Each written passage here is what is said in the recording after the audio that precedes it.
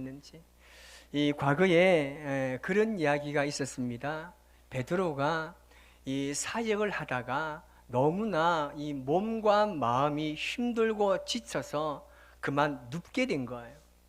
그래서 어떤 한의사가 와가지고 이 베드로를 진맥하니까 딱 치료 방법이 나옵니다. 그 방법이 뭐냐면 삼계탕을 먹으면 낫습니다 라고 이야기합니다. 베드로가 정말 그 말 그대로 삼계탕을 한 그릇 끓여 먹었더니 거뜬히 나은 겁니다. 이 사람들이 깜짝 놀라가지고 그 용한 한의사에게 어떻게 이런 처방을 내릴 수 있느냐고 질문합니다. 그때 한의사가 이야기합니다. 베드로가 예수님을 부인한 죄책감이 치유되지 않아가지고 닭이 울 때마다 몸과 마음에 엄청난 스트레스를 받았다는 겁니다.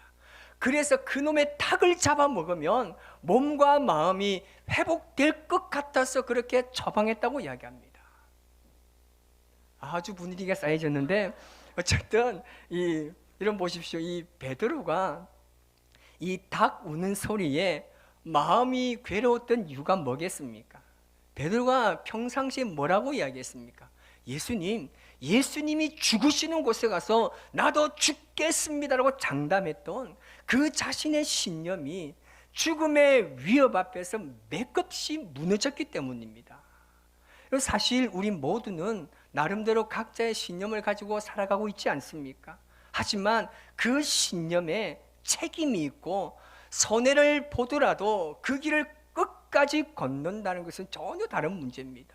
특히 자신만의 어떤 신념으로 그것을 가지고 이야기를 하지만 내가 그것을 이야기했을 때 그 의견을 정면으로 반대하고 거부하는 사람들 앞에서 자신의 신념을 타협하지 않고 있는 그대로 말한다는 것은요 정말 어려운 일입니다. 왜냐하면 사람들은 각자가 생각하는 그 자기만의 생각과 신념이 있습니다. 그래서 내가 내 신념을 가지고 이야기했을 때 그 분위기가 좀 싸해지면 나에게 어떤 피해가 오거나 내가 다칠 것 같다고 생각하면 대부분 말하지 않고 꼬리를 내리기 마련입니다. 내가 살아남기 위해서는 자신의 신념을 타협해버리는 사람들이 오늘날 너무나 많습니다. 그래서 우상 숭배하는 사람들이 생겨나고 과거에 우리 민족의 아픔인 신사참배가 그런 겁니다. 그리고 오늘날 우리가 살아가는 삶의 현장에서 자신의 자리를 지키기 위해서 신앙을 타협해 버리는 경우가 얼마나 많습니까? 어떤 상황 속에서도 그 어떤 대가를 치르더라도 타협하지 아니하고 자신의 그 가슴 속에 있는 신념을 말할 수 있는 사람이 있다면 그 사람은 정말 본받을 만한 사람이 아니겠습니까? 자신이 목숨을 걸고서라도 절대 타협하지 않고 말해야 할 그 메시지가 있는 사람, 내 인생에 엄청난 방해가 오고 내 인생의 목에 칼이 들어와도 전할 수 있는 그 한 사람, 사실 요즘 그런 사람을 찾아보기가 너무 어렵지 않습니까? 그런데 우리가 성경을 보면 알 수 있듯이 예수님의 부활을 목격한 제자들은 바로 그런 삶을 살았습니다. 자신이 전해야 하는 메시지에 목숨을 걸었습니다. 누가 돌을 던지거나 방해해도 그 어떤 핍박이 가해져도 절대 상관하지 않았습니다. 세상의 그 어떤 핍박도 하나님의 사람을 주눅들게 하지 못했습니다. 이런 제자들이 있었기 때문에 초대교회는 한 세대 만에 로마 제국을 복음으로 뒤집어 놓을 수 있었던 겁니다. 이런 삶을 살아가는 저와 여러분을 통해서 이 땅에 복음의 역사가 엄청나게 일어날 줄 믿습니다. 그 믿음의 신념을 가지고 살아야 됩니다. 오늘 본문의 이 에스라가 우리에게 이 신앙적 신념이 어떤 것인지 우리에게 보여주고 있습니다. 오늘 본문의 배경을 살펴보면 이스라엘 백성들이 완전히 망합니다. 나라를 잃었습니다. 그리고 이 예레미야의 예언대로 바벨론은 포로로 잡혀가서 70년 동안 포로 생활을 한다고 말합니다. 그 70년의 시간을 다 마쳤습니다. 페르시아 왕인 이 고레스 왕의 명령으로 이제 다시금 고향으로 돌아오는데 가장 1차적으로 내려왔던 사람들이 하나님의 성전 재건의 사명을 가지고 돌아옵니다. 성전 재건을 할 때 얼마나 많은 방해와 어려움들이 많았습니까? 하지만 하나님의 성전을 잘 완공했습니다. 외형적인 하나님의 성전 건물 공사를 다 마쳤습니다. 그런데 문제가 있습니다. 그 성전에 그 건물은 세워졌는데 그 안에 채워야 할 하나님의 말씀이 없습니다. 그래서 포로 귀한 자들 2차로 오는 사람들은 이 에스라 중심으로 말씀을 재건하기 위해서 지금 준비하는 내용이 바로 오늘 본문의 내용입니다. 근데 오늘 본문의 내용을 보면요, 두 부류의 사람이 등장합니다. 한 사람은 어떤 불편함이나 어려운 환경 속에서도 그 현실을 바라보지 아니하고 오직 하나님을 믿는 믿음과 신뢰함으로 그 사명을 가지고 준비하고 있었던 에스라입니다.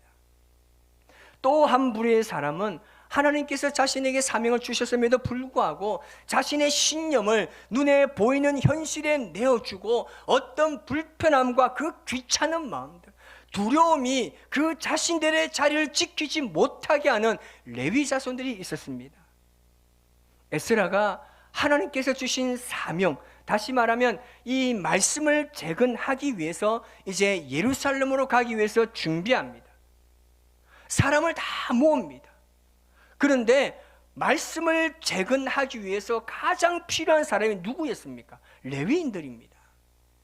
그래서 에스라가 사람을 모았는데 충격적인 일이 발생하고 말았습니다. 오늘 15절 후반절에 이렇게 말합니다. 백성들과 제사장들을 살핀저 그 중에 레위 자손이 한 사람도 없는지라 라고 말씀하고 있습니다. 지금 에스라가 강가에서 3일 동안 머물면서 이제 말씀 재건을 위해서 사람들을 모았는데 그 가장 선두에 서야 할 레위 자손이 단 한 사람도 보이지 않습니다. 여러분, 이거 말만 들어서 그렇지 여러분, 이 얼마나 황당한 일인지 아십니까? 예를 들면 제가 앞에 서가지고 여러분, 저 땅은 하나님께서 우리에게 주셨습니다. 가서 복음만 전하면 수많은 사람들이 교회 올 겁니다. 여러분 갑시다! 라고 했는데 유치부 아이들만 있어요. 우리 언유리가 이거 쭉쭉 빨고 연우가 젖병 몰고 이 아이들만 나와 있는 거야. 갑시다! 했는데 젖병 몰고 있어 봐요. 그럼 제가 황당하겠습니까? 안 하겠습니까? 전혀 감이 안 오십니까? 엄마가 야, 밥 먹어라! 했는데 가보니까 밥이 없어요. 이제 조금 더 반응을 하네. 어쨌든 지금 이런 상황입니다. 지금 에스라가 예루살렘으로 돌아가서 말씀을 재건하는데 레위 사람들이 에스라의 손과 발이 되어서 함께 사명을 감당해야 되는데 한 사람도 응하지 않았습니다. 원래 레위 사람들은 성전에서 섬기는 일을 했습니다. 율법을 가르치는 교사 역할을 했습니다. 그런데 그 일을 해야 할 사람들이 단 한 사람도 없었다는 사실에 에스라가 정말 충격을 받았습니다. 자, 그러면 왜 레위 사람들이 한 사람도 없었을까요? 몰라서 안 왔겠습니까? 어디 모여야 할지 장소를 몰라서 안 왔겠습니까? 아닙니다. 오히려 너무 잘 알았기 때문에 안 온 겁니다. 예루살렘으로 가면 고생할 게 뻔한 거예요. 불보듯 뻔합니다. 지금 자신들의 삶은 어떻습니까? 70년 동안 살아가면서 그 페르시아에서 나름대로 자리를 잡고 살만하기 때문에 그렇습니다. 에스라와 함께 예루살렘에 가면 아무것도 없는 그 땅에서 하나님의 율법을 가르쳐야 되고 성전에서 내가 맡은 일을 또 해야 되는 거예요. 처음부터 다시금 어떤 일을 세워가는 일이 만만치 않았기 때문에 이들은 너무나 그 사실을 잘 알고 있었습니다. 그래서 한 사람도 응하지 않았습니다. 과거에 찬란한 그 예루살렘이 아닙니다. 완전히 폐허가 되고 무너진 그곳에 가면 힘들 게 뻔한데 내가 왜 거기서 얽매이냐는 겁니다. 한마디로 귀찮은 거예요. 지금 우리가 이렇게 잘 살고 있는데 내가 굳이 그곳에 가서 내가 개고생할 게 뭐 있냐는 겁니다. 그들에게 사명은 이제 불편한 짐이 되고 말았습니다. 하나님의 부르심과 사명보다 현재의 편안함이 더 큰 신념이 되어버렸습니다. 여러분, 사람은요 잘 알지만 참 무섭습니다. 여러분 옆에 한번 보십시오. 얼마나 그 사람 지금 착해 보이고 지금 여러분들이 잘 모르겠지만 저는 여러분들이 지금 무슨 생각하고 있는지 모르겠습니다. 말씀에 집중 잘하고 있는지 믿습니다. 여러분 보십시오. 지금 사람들이 얼마나 무섭냐면 내 삶이 여러분 조금 살만하고 등 따뜻하고 배부르기 시작하면 사람들이 제일 먼저 하는 게 뭔지 압니까? 내 삶의 영역에 바리케이트를 칩니다. 내 만족이라는 성벽을 딱 쌓아놓고 그 안에 누구도 들어오지 못하게 합니다. 오려 그러면 대기표 뽑으라는 거예요. 예약제로 받습니다. 사람들은요, 이게 얼마나 무서운지 모릅니다. 왜냐하면 그렇게 되면요, 반드시 소통이 멈추게 되기 때문입니다. 하나님과의 소통이 끊어지고 사람과의 관계가 완전히 끊어지는 거예요. 여러분, 사람은요, 만족하면 변하기를 거부합니다. 싫어합니다. 왜냐하면 변화하게 되면 뭔가 불편하기 때문에 그렇습니다. 하지 않았던 것을 새롭게 뭔가가 해야 됩니다. 요즘 말로 말하면 귀차니즘이 막 찾아오는 거예요. 여러분, 이런 신앙의 길을 걷다 보면요, 이 신앙적인 이기주의로 살게 되는 겁니다. 구원은 받고 싶고 복음 받고 싶은데 레위인으로서 책임을 지기는 싫다는 겁니다. 여러분, 이게 이 사람들만의 이야기 같습니까? 아닙니다. 오늘 저와 여러분에게 하는 말입니다. 교회는 등록하고 싶은데 직분은 받기 싫다는 겁니다. 뭔가 내가 일을 맡아서 선두에 서면 귀찮고 내 시간을 뺏긴 것 같아서 싫은 거예요. 나는 죽어도 구역장은 싫어요. 그럴 때 하나님 천둥 번개를 바바박 해가지고 막, 나는 예배는 드리고 싶은데 교사 절대 사절입니다. 이런 마음입니다. 여러분, 이게 왜 무서운지 압니까? 이 마음은요, 내 시간은 조금 더 자유로울 수 있지만 내 삶에 개입하시는 하나님의 손길을 경험할 그 기회를 놓치기 때문입니다. 여러분, 이게 얼마나 위험한지 아십니까? 저는 이것을요, 셀프 천국이라고 표현하고 싶습니다. 나만의 천국을 만들어서 거기 그냥 만족하는 겁니다. 여러분의 삶을 한번 돌아보세요. 지금 내 이 상태로 내가 정말 주님이 부르신다면 할렐루야 하고 천국으로 올라가실 분 과연 얼마나 되십니까? 옆에 분한테 물어보세요. 자신 있습니까? 시작.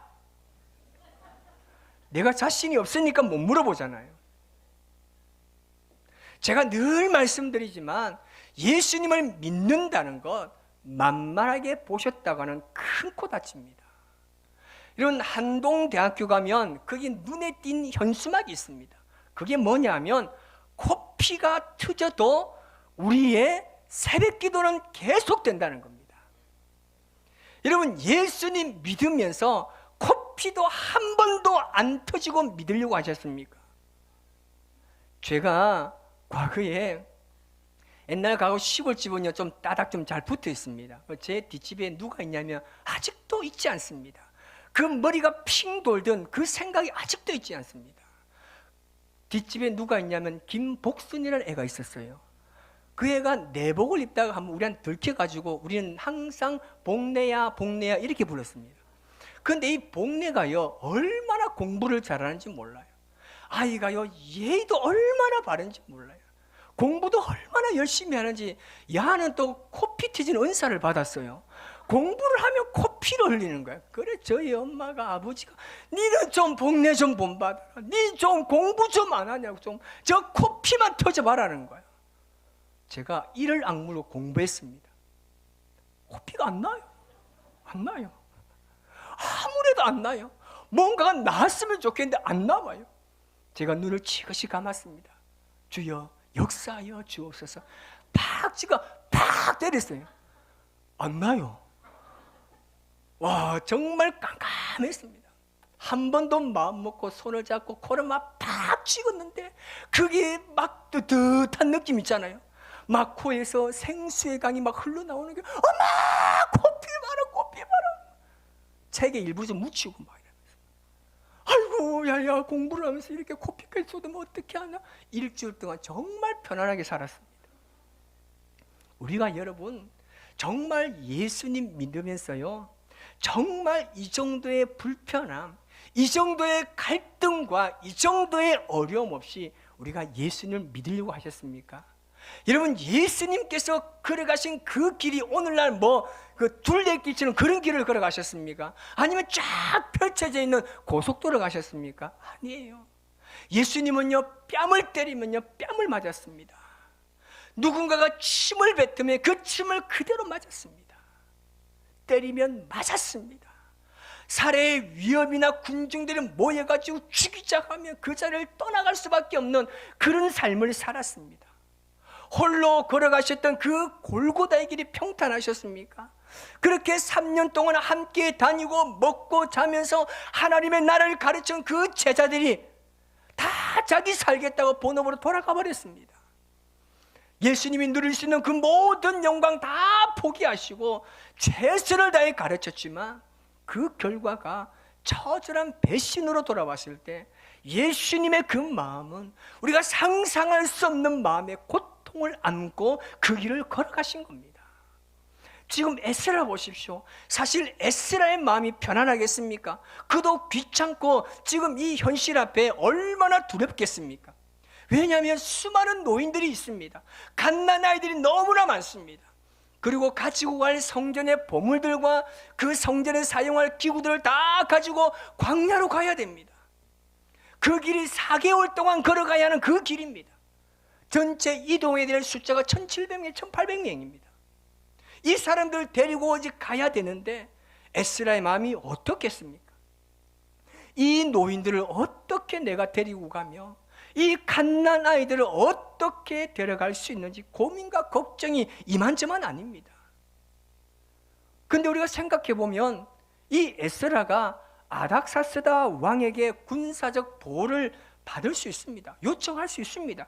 그래서 당시 에스라가 왕에게 구하는 그 모든 것은 받았다고 하셨으니 에스라가 왕에게 구하기만 하면 왕이 그에게 보호할 사람과 마차를 내어주가지고 좀 더 편안하고 그리고 안전하게 돌아갈 수 있었습니다. 하지만 에스라는 그 합리성보다는 자신의 신앙적인 신념이나 논리를 선택합니다. 사실 에스라는 왕 앞에 뭐라고 이야기합니까? 우리 하나님의 손은 자기를 찾는 모든 자에게 복을 주신다고 평소에 그렇게 왕에게 자신 있게 이야기했습니다. 그래서 오늘 22절 후반절 보면 이렇게 이야기합니다. 길에서 적군을 막고 우리를 도울 보병과 마병을 왕에게 구하기를 부끄러워하였습니다 라고 말합니다. 그는 왕에게 자신 있게 하나님의 손길을 도우신다고 말했는데 어떻게 왕에게 자신을 보호하고 지켜줄 수 있는 군사와 마병을 달라고 하겠습니까? 여러분, 그리스도인의 권위는요, 입술의 고백이 아니라 어떤 위기의 순간에도 무엇을 부끄러워하냐에 결정됩니다.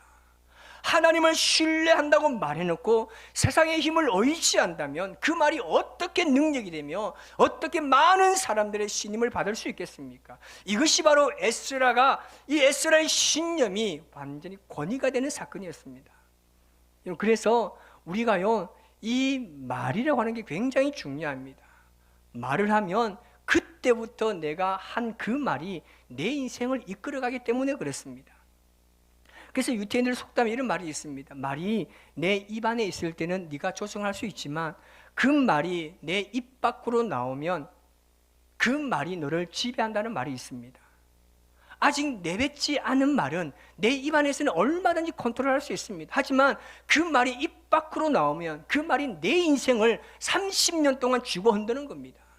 그래서 입술에 30조, 가슴에 30년의 말이 있습니다. 입에서 나간 말은 불과 30초밖에 되지 않지만 상대방의 가슴 속에는 30년을 남아있다는 이야기입니다. 그래서 민수기 14장 28절에 이런 말이 있습니다. 시작. 그들에게 이르기를 여호와의 말씀에 내 삶을 두고 맹세하노라. 너희 말이 내 귀에 들린 대로 내가 너희에게 행하리니. 하나님께 말하면 그 말한 대로 하나님께서 우리의 삶을 이끌어 가시겠다는 겁니다. 지금 에스라가 자신 있게 그렇게 당당하게 이야기했습니다. 하나님의 손길이 우리를 도와줄 것입니다라고 이야기합니다. 이런 다윗도 그런 적이 있습니다. 시편 56편 4절 말씀 보면 이런 말이 있습니다. 시작. 내가 하나님을 의지하고 그 말씀을 찬송하올지라. 내가 하나님을 의지하였은즉 두려워하지 아니하리니 혈육을 가진 사람이 내게 어찌하리요. 그럼 다윗이 하나님 말씀을 묵상하니까 어떤 사람들이 내 인생에 찾아와서 위기감을 주고 어렵게 하고 무너지게 한다 할지라도 그 사람이 나를 어떻게 할 수 없다는 이 고백이 나온 겁니다.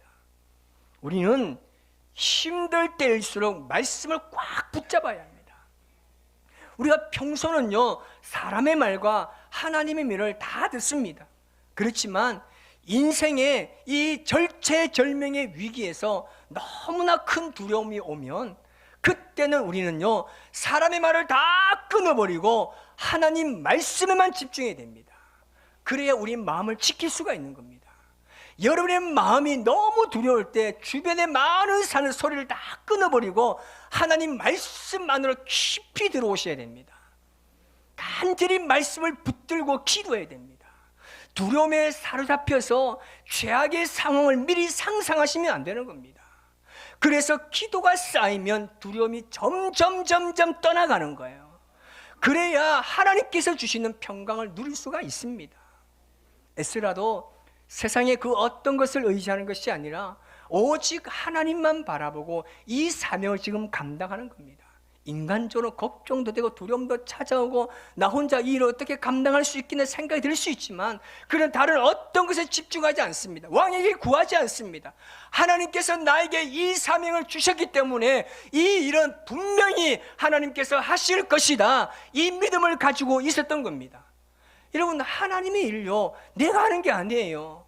하나님께서 우리에게 사명을 주셨으면요, 그 일은요, 하나님이 풀어가시고 하나님이 이루어가시는 겁니다. 우리가 하려면 계속 막아갑니다. 안 돼요, 안 돼. 그래서 하나님의 일을 하시게 하기 위해서 우리는 뭐 해야 됩니까? 우리는 기도하면 되는 거예요. 주여 지혜를 달라고, 일을 하나님이 이루어 달라고 기도해야 되는 겁니다. 에스라가요, 한 명도 오지 않았지만 포기하지 않습니다. 7절에 보니까 이 가시바 지방의 사람을 보냅니다. 거기에 잇도라는 족장이 나오는데 성전에서 일할 수 있는 사람을 좀 보내달라고 요청합니다. 여기서 우리가 주목해야 할 단어가 뭐냐면 17절 후반절에 이런 말이 있습니다. 우리 하나님의 성전을 위하여 섬길 자라고 이야기합니다.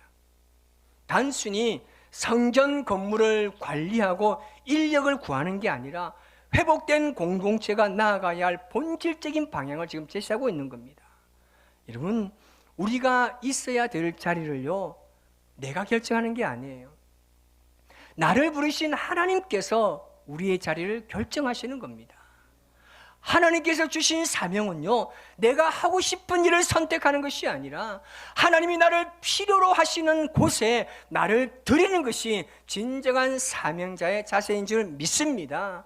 그래서 각자 직능을 따라서 전문적인 사역과 달란트에 따라서 정해진 그 영역에서 지도력을 발휘하는 자들로 인해서 교회는 더욱더 자리매김하고 성장할 수 있는 겁니다. 지금 여러분의 자리가 어디 있습니까? 혹시 레위인처럼 여기가 조사원이라고 이야기하면서 그냥 그 자리에 주저앉아 있습니까? 아니면 누군가 하겠지라고 말하면서 자신의 자리를 회피하고 있지는 않습니까? 고인물은요, 썩기 마련입니다. 내 인생은 왜 이렇게 메말랐을까? 내 믿음은 왜 이렇게 변하지 않고 내 믿음은 왜 이렇게 성장하지 않을까? 이런 왜 그렇다고 생각하십니까? 그것은요, 흘려보내야 될 사명이 없기 때문입니다. 이런 사명은 나를 힘들게 하는 짐이 아니라 내 영혼을 계속해서 새롭게 흐르게 하는 생명줄 같은 것입니다. 나만 아니면 돼, 나만 편하면 된다라는 신앙의 그 모습을 다 벗어나서 우리의 신앙은요, 누군가의 인생을 살리는 신앙, 누군가에게 힘이 되는 믿음의 삶을 살아가시기를 바랍니다. 여러분이 지키는 그 작은 자리가 하나님의 나라를 완성하는 마지막 퍼즐 조각이 될 것입니다. 여러분, 어떤 일을 할 때 여러분 너무 두려워하지 마세요.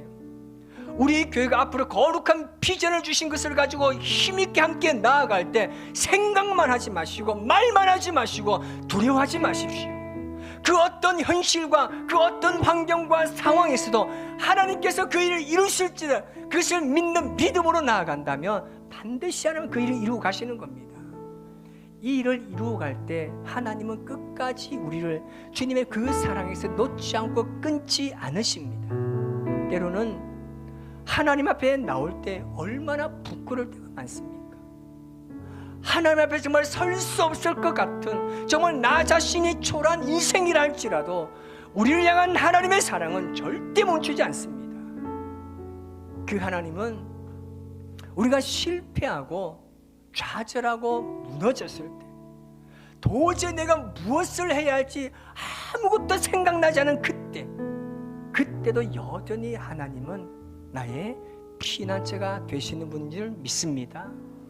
이제 하나님께서 허락하신 그 자리에서 여러분을 증명하시기 바랍니다. 그 자리가 여러분을 가장 눈부신 곳으로 인도하실 겁니다. 예수님 믿는 거 잘하셨죠? 정말 잘했습니까? 정말 예수님 믿는 것 후회함이 없어야 합니다. 그래서 주님의 그 부르심 앞에 우리가 응답할 수 있는 것은 하나님께서 나를 불러주셨기 때문에 내 상황이 힘들고 어렵고 고통스러울지라도 그 주님을 끝까지 신뢰하면서 나아가는 믿음이 우리 안에서 계속해서 살아나야 되는 것입니다. 하나님은 우리 생각보다 더 크신 분입니다. 내가 계산하고 내가 생각하고 내가 이해하는 그 모든 세계를 넘어서 계획하시는 분이 바로 우리 하나님이십니다. 그 하나님을 신뢰하고 믿음으로 여러분의 삶의 자리에서 최선을 다해서 예수님 잘 믿는 인생 되시기를 주님의 이름으로 축복합니다. 우리 시간 함께 주님 앞에 찬양하며 나아가실 때 정말 나를 예수님 믿게 하시고 그 예수님의 사명을 주셔서 감사하다는 마음으로 그 주님의 선하신 은혜와 인도하심이 우리의 삶을 이끌어달라